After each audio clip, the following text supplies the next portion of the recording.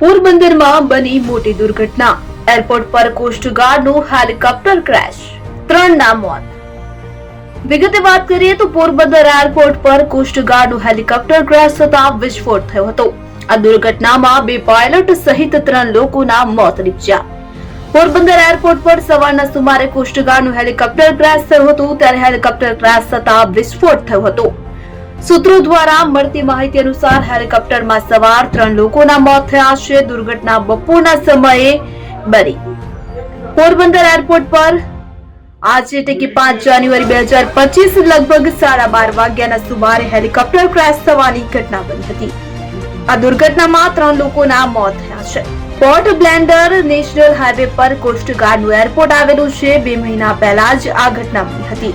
આવી ઘટના નોંધ્ય છે કે 2 મહિના પહેલા જ માધવપુર પાસે એક હેલિકોપ્ટર ક્રેશ થવાની ઘટી હતી. ત્યારે હવે પોરબંદરમાં ફરી આવી ઘટના બની છે. જો કે આ દુર્ઘટનાની પ્રાથમિક વિગતો અનુસાર ટેકનિકલ ખામી સર્જાતા હેલિકોપ્ટર ક્રેશ થયું હતું.